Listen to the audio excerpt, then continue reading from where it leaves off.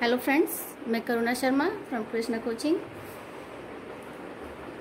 आज मैं क्लास 12 का सेकंड चैप्टर का सेकंड पार्ट अपलोड करने जा रही हूँ इस पर। इससे पहले हम माइंड नेक तक देख चुके हैं, जिसमें कि मैंने बताया था यहाँ पर कि वो मच्छर आता है, राइटर को नोज़ पर बैठ जाता है, कंपार्टमेंट में टूर करता है, इधर उधर राउंड लगाता है और विंडो के आसपास घूमता है, लैंप के आसपास घूमता है और वो बाद में लास्ट में आकर उसकी नेक यानी उसकी गर्दन का अवलोकन करता है वो मच्छर। यहाँ तक हम पहुँच चुके थे। अब हम आज यहाँ से लाइन टू लाइन देखने जा रहे हैं। So let start. I flicked him of again. Flick का अर्थ देखिए यहाँ पर क्या है, हल्का प्रहार करना। आप मीनिंग नोट करते चलिए, एक नोटबुक लेकर बैठिए जिसमें मीनिंग नोट कर लीजिए ताकि मीनिंग याद करने में दिक्कत नहीं होगी। आई फ्लिक्ड हिम ऑफ अगेन, मैंने हल्का सा प्रहार दोबारा किया। ही स्किप्ड अवे। ही स्किप्ड अवे, वो उछला। स्किप माने कि उछलना, वो उछलकर भाग गया। स्किप अवे मतलब कि वो मच्छर उछलकर भाग गया। Took another jaunt round the compartment, उसने कंपार्टमेंट का दूसरा छोटा चक्कर लगाया। जाउंट राउंड द कंपार्टमेंट, छोटा चक्कर लगाया। रिटर्न्ड, और लौट आया। And seated himself imprudently on the back of my hand. Imprudently क्या होता है, इसे हम कहेंगे अशिष्टतापूर्वक। अशिष्टता होती है जिसे हम अगर साधारण लैंग्वेज में कहेंगे तो इसको अशिष्टता भी कहते हैं और बेशर्मी भी कहते हैं। तो आप मीनिंग नोट कर लो। तो वो अशिष्टता पूर्वक मेरे हाथ के पीछे के हिस्से पर बैठ गया। इट इज इनफ, ये काफी है। आई सेड, मैंने कहा। Magnanimity has its limit. Magnanimity उदारता, उदारता की भी अपनी एक सीमा होती है। मैंने कहा उदारता की भी सीमा होती है। Twice you have been warned that I am someone in particular that my august person resents the tickling impertinence of strangers। तो यहाँ पर राइटर कह रहे हैं twice you have been warned, तुम्हें 2 बार मैंने वार्न किया है, पहले ही मैंने वार्न किया है। twice you have been warned, तुम्हें 2 बार वार्न किया गया है कि that कि I am someone in particular that my august person resents the tickling impertinence of strangers। someone in particular यानी कि मेरा जो व्यक्तित्व है वो कैसा व्यक्तित्व है, मैं एक विशेष व्यक्ति हूँ। पर्टिकुलर विशेष, मैं एक विशेष व्यक्ति हूँ। that कि माई अगस्त पर्सन, अगस्त मानी कि शाही, अगस्त का मीन्स है शाही, मेरा शाही व्यक्तित्व जो है। रिसेंट्स मानी कि पसंद ना करना, क्रोधित होना। तो मेरा शाही व्यक्तित्व क्रोधित हो जाता है, किस वजह से? द टिकलिंग इम्पर्टिनेंस ऑफ स्ट्रेंजर्स, किसी अजनबी की एक गुदगुदाने वाली बदतमीजी करना। मतलब कि ये मच्छर है, ये बदतमीजी कर रहा है। तो यहाँ पर राइटर कह रहे हैं कि मेरा जो व्यक्तित्व है कुछ विशेष व्यक्तित्व है और मेरा ये शाही व्यक्तित्व जब कोई अजनबी बदतमीजी करता है तो वो क्रोधित हो जाता है। मतलब मुझे क्रोध आ जाता है, गुस्सा आ जाता है। I assume the black cap, writer कह रहे हैं कि मैं ब्लैक कैप धारण कर रहा हूँ, ब्लैक कैप पहन रहा हूँ। इसका अर्थ क्या हुआ? Black cap. इंग्लैंड में जब भी कोई जज किसी को पनिशमेंट देने जाता है, मतलब कि डेथ सेंटेंस, मृत्युदंड देने जाता है, तब वो पहले ब्लैक कैप धारण करता है, उसके बाद वो डेथ सेंटेंस लिखता है। इसका अर्थ ये है कि राइटर ने इस मच्छर को मारने की सोच ली है। तो राइटर कहता है I assume the black cap, I condemn you to death, मैं तुम्हें मृत्युदंड सुनाता हूँ, मृत्युदंड देता हूँ। जस्टिस डिमांड्स इट, न्याय की यही मांग है, न्याय की यही मांग है। And the court awards it, और कोर्ट इसे प्रदान करता है कि न्याय कहता है कि इस मच्छर को मार दो, न्याय की यही डिमांड है और कोर्ट इसे प्रदान करता है। द काउंट्स, काउंट्स का अर्थ होता है आरोप।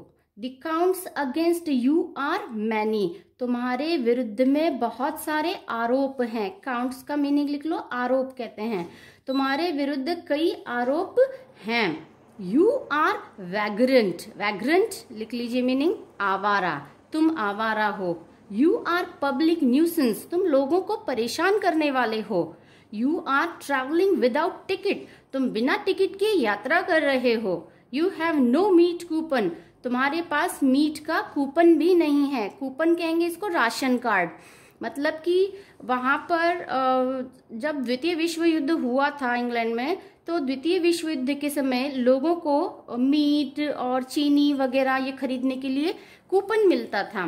तो कह रहे तुम्हारे पास तो मीट कूपन भी नहीं है और तुम इनडायरेक्टली उसका कहना है कि तुम मेरा खून पी रहे हो, मुझे परेशान कर रहे हो। तो you have no meat coupon, तुम्हारे पास मीट का राशन कार्ड भी नहीं है। For these and many other misdemeanours, for these and many other misdemeanors you are about to die। मतलब इन सब के लिए ये जो गुनाह दिए बताए गए हैं कि आवारा है, पब्लिक न्यूसेंस है, ट्रैवलिंग विदाउट टिकट है, मीट कूपन नहीं है, इन सब ऑफेंसेस के लिए, फॉर दीज, इन सब ऑफेंसेस के लिए, and many other demeanours you are about to die. तो बहुत सारे डिमिनरस, डिमिनरस को हम क्या कहेंगे यहाँ पर? गैर कानूनी काम। बहुत सारे गैर कानूनी कामों के लिए अब तुम मरने जा रहे हो। डिमिनरस को नोट कर लीजिए, गैर कानूनी काम। बहुत सारे गैर कानूनी कामों के लिए करने के लिए अब तुम मरने जा रहे हो, अब तुम मरने वाले हो। I struck a swift little blow with my right hand। I struck यानी कि मैंने क्या किया? बहुत तेज प्रहार किया। लिथिल ब्लो, लिथिल ब्लो क्या होता है? घातक प्रहार। लिथिल ब्लो माने कि घातक प्रहार, नोट कर लो इसको। तो मैंने बहुत तेजी से एक घातक प्रहार किया विद माई राइट हैंड, अपने दाएं हाथ से। उस मच्छर पर मैंने दाएं हाथ से एक घातक प्रहार किया। He dodged the attack with an insolent ease that humiliated me। Dodged, देखो dodged का मीनिंग नोट करो। Dodged माने कि escaped, escaped कह सकते हैं इंग्लिश में, और हिंदी में अगर मीनिंग देखें तो पैतरा बदलकर बच निकलना, मतलब चालबाजी से बच निकलना। डॉज्ड माने कि चालाकी से बच निकलना। तो जैसे ही राइटर ने उसके राइट हैंड से एक ब्लो किया, लिटिल ब्लो किया, एक उस पर घातक प्रहार किया, तो उसने क्या किया? ही डॉज्ड, वो बच निकला। द अटैक, उस प्रहार से बच निकला। With an insolent ease that humiliated me, वो बड़े अपमान करते हुए, बड़े आसानी से अपमान करते हुए वो निकल पड़ा। दैट ह्यूमिलिएटेड, जिससे कि मुझे लज्जित कर दिया। वो मच्छर ने बड़े अपमानित तरीके से, बड़े आसानी से मेरे जो प्रहार से बच निकला, जिसकी वजह से मैंने क्या किया? ह्यूमिलिएटेड मी, जिसने मुझे लज्जित कर दिया। कि एक छोटा सा मच्छर बच निकला तो मुझे थोड़ा सा लज्जित महसूस हुआ। ह्यूमिलिएटेड माने लज्जित महसूस होना, ह्यूमिलिएट, लज्जित महसूस होना। Next, my personal vanity was aroused. My personal vanity, vanity क्या होता है? गर्व। मेरी जो पर्सनल वैनिटी है, आत्मगौरव है, वो क्या हुआ? उत्पन्न हुआ, मेरा आत्मगौरव उत्पन्न हुआ। Lunged at him with my hand, with my paper, I jumped on the seat and pursued him round the lamp. I adopted tactics of feline cunning, waiting till he had alighted, approaching with a horrible stealthiness, striking with a sudden and terrible swiftness। अब देखिए, my personal vanity was अराउड, मेरा जो आत्म गौरव है वो मेरा जागृत हुआ। आई लंज्ड एट हिम, लंज्ड एट हिम यानी कि एक का एक झपट्टा मारना, झपटना। लंज्ड झपटना, मैं एकाएक उसकी ओर झपटा। विद माई हैंड, अपने हाथों से, मतलब मैंने अपने हाथों से उसके ऊपर झपट्टा मारा मच्छर पर। विद माई पेपर, फिर पेपर से। आई जम्प्ड ऑन द सीट, मैं फिर सीट पर कूदा। एंड परस्यूड हिम, परस्यूड पीछा किया, मैंने उसका पीछा किया। राउंड द लैम्प, लैम्प के चारों ओर मैंने उसका पीछा किया। I adopted the tactics of feline cunning, adopted मैंने क्या किया? अपनाया, एडॉप्ट माने कि अपनाया। Tactics of feline cunning, tactics माने कि चालाकियां, जिसे नहीं पता है नोट कर लो, टैक्टिस चालाकियां of feline cunning, feline cunning होती है चालाक बिल्ली। तो वो कह रहा है कि I adopted the tactics of feline cunning, मैंने चालाक बिल्ली की चालाकियां अपनाई। एक मच्छर को मारने के लिए उसने चालाक बिल्ली की, राइटर ने चालाकियां तक अपनाई। वेटिंग टिल ही हैड अलाइटेड, जब तक कि वो उतरा नहीं तब तक इंतजार करते हुए। अप्रोचिंग विद हॉरिबल स्टिल्डनेस, स्टिल्डनेस यानी कि चुपके से, चुपके से उसके पास पहुंचते हुए, जब वो वहां से उतरा नहीं मच्छर नीचे तब तक चुपके से उसके पास पहुंचते हुए। Striking with sudden and terrible swiftness, तो उसके ऊपर प्रहार करते हुए, अचानक और बहुत ही तेज प्रहार उस पर करते हुए। इतने सब काम करते हुए उसने एक चालाक बिल्लियों की चालाकियां अपनाई। परंतु क्या हुआ, वो मच्छर उसके हाथ से, देखिए अब आगे नेक्स्ट पैराग्राफ में बताएंगे एक मच्छर के लिए राइटर ने कितनी चालाकियां अपनाई हैं, यहाँ पर दिखाया गया है। It was all in when, when माने कि ऑल इन वेन, व्यर्थ रहा, ये सब व्यर्थ रहा। राइटर ने इतनी मेहनत की, इतनी चालाकियां अपनाई, परंतु ये सब व्यर्थ रहा। ही प्लेड विद मी, वो मेरे साथ खेल रहा था। राइटर कह रहे हैं कि वो मच्छर मेरे साथ खेल रहा था। Openly and ostentatiously like a skilful matador fencing round the infuriated bull.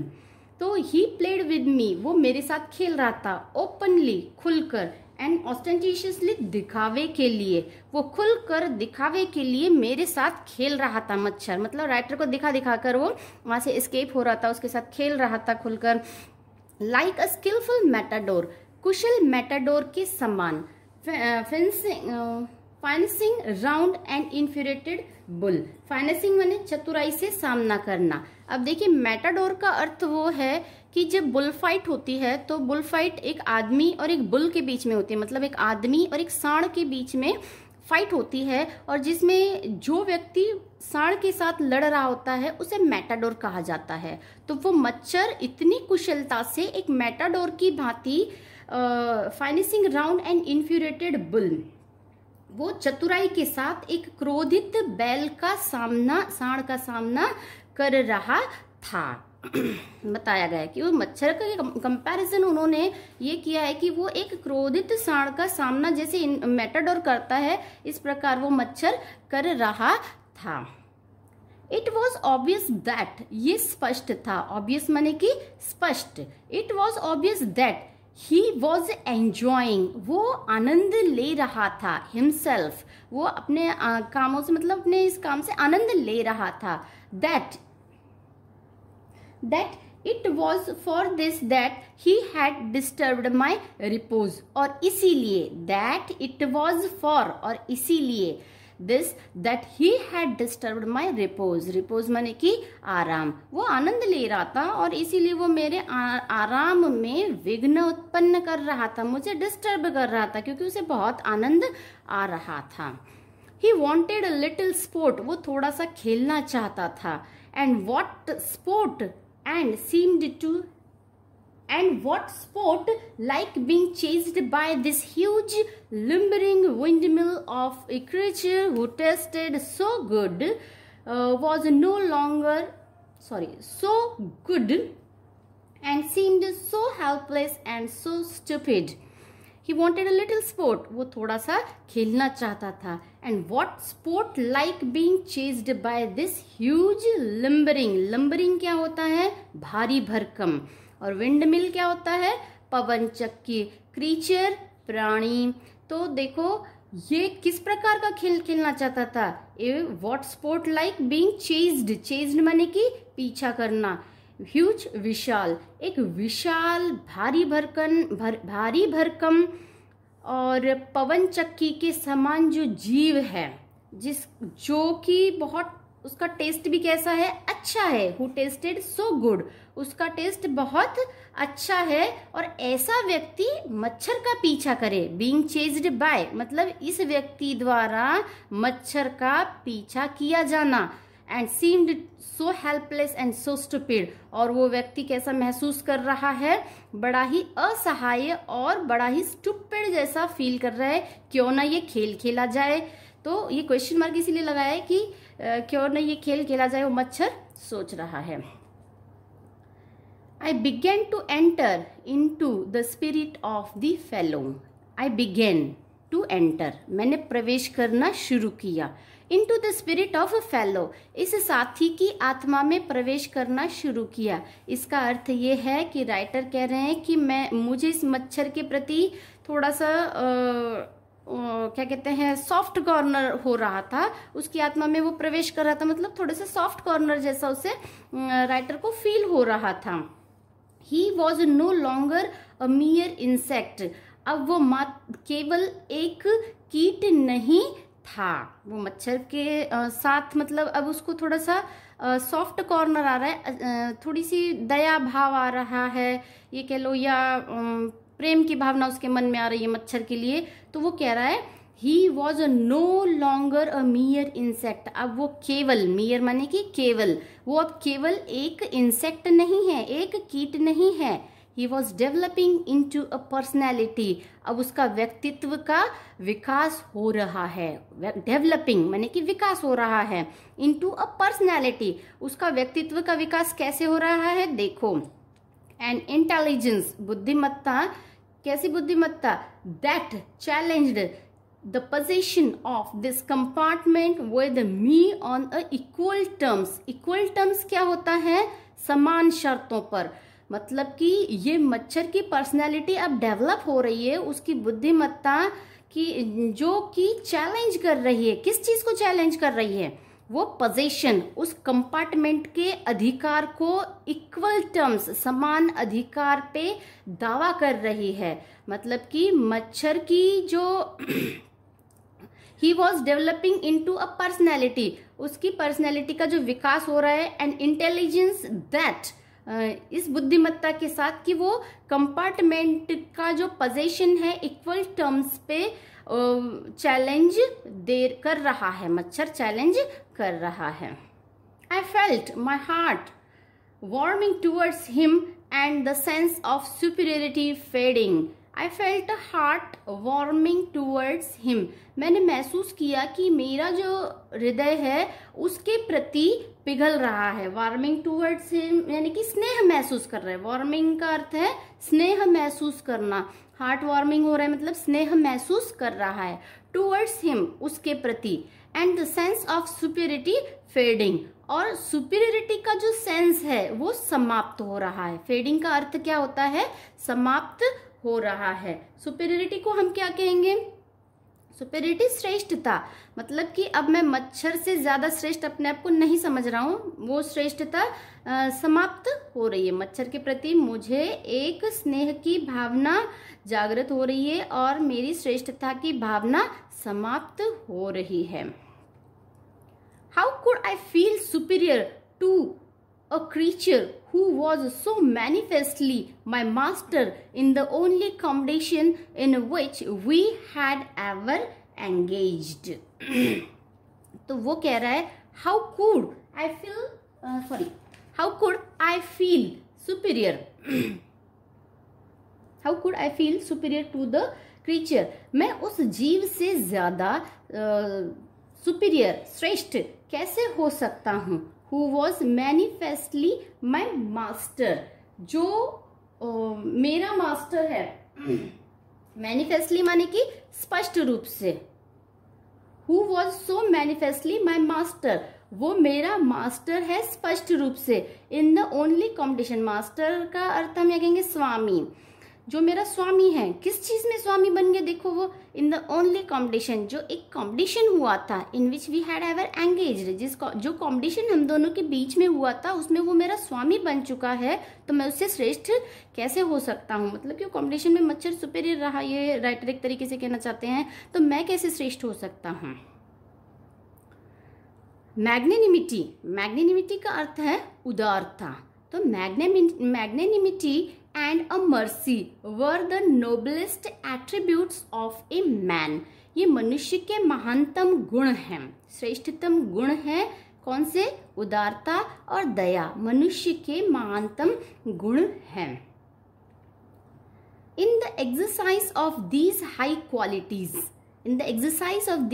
qualities, I could recover my prestige. Exercise का अर्थ है मतलब कि in the exercise of this high qualities, ये हाई क्वालिटीज को दिखाकर I could recover my Prestige, मैं अपनी Prestige को वापस प्राप्त कर सकता हूँ। मतलब कि अगर ये वो कह रहा है कि थोड़ी सी उदारता और थोड़ी सी उसको कहते हैं हम मैग्नेनिमिटी, उदारता और दया दिखाकर हम क्या कर सकते हैं?